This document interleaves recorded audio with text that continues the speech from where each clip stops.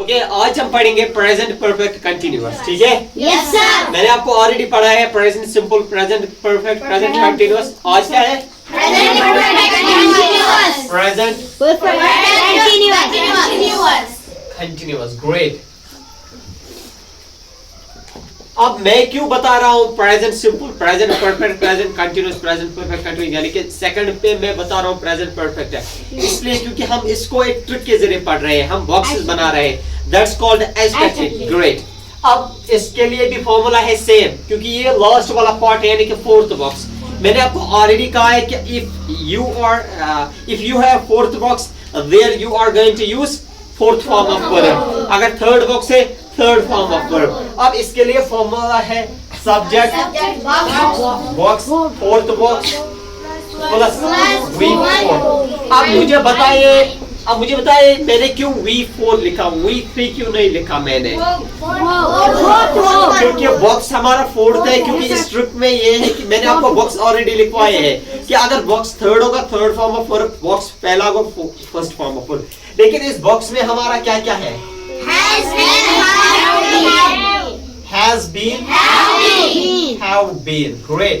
अब subject already आपको पता है, मैंने आपको पर्सनल प्रोनाउंस पढ़ाई है, I, we, you, they, he, she, इतना ठीक है ना? इसमें मैंने भी डिवाइड किया है सिंगुलर्स को अलग, प्लूरल्स को अलग। अब जब हम बात करते हैं सब्जेक्ट की, सब्जेक्ट आप कुछ भी ले सकते हैं, I, we, you, they, he, she, या किसी का नाम।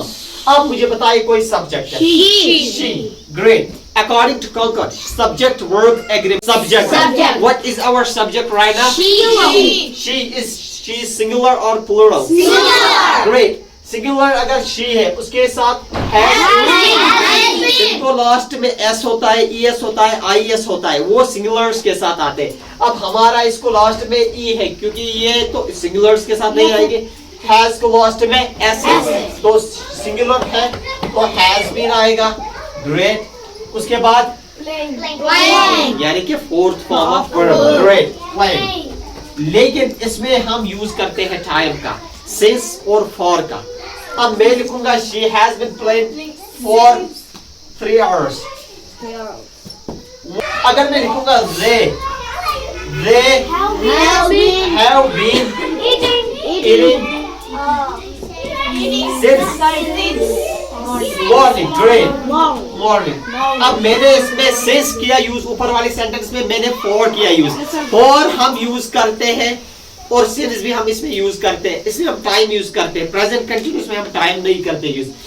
अब मैंने कहा she has been playing for 3 hours, वो 3 घंटे से खेल रही है। अब जब बात करते हैं they, मैंने have been क्यों लिखा?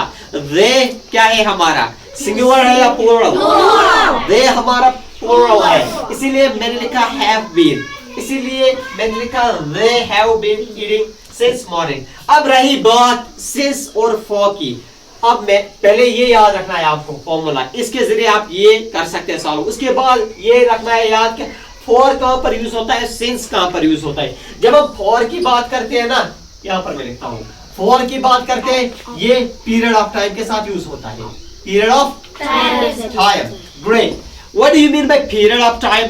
Period of time होता है कितने टाइम से। अभी हमने क्लास स्टार्ट की है, हमें कितना टाइम हुआ यहाँ पर, that's called period। हम खेल रहे हैं, कितना टाइम हुआ, 4 घंटे हुए, 2 घंटे हुए, there you are going to use 4, that's called period of time। इतना समझ आया? उसके बाद हम यूज करते हैं since।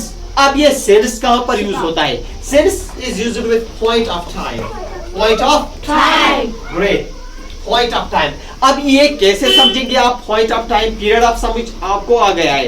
point of time होता है कि कब स्टार्ट किया हमने क्लास, कब स्टार्ट की, कब की हमने क्लास स्टार्ट, हमने 3 बजे स्टार्ट की। I'm gonna tell you, I have been teaching since 3 o'clock।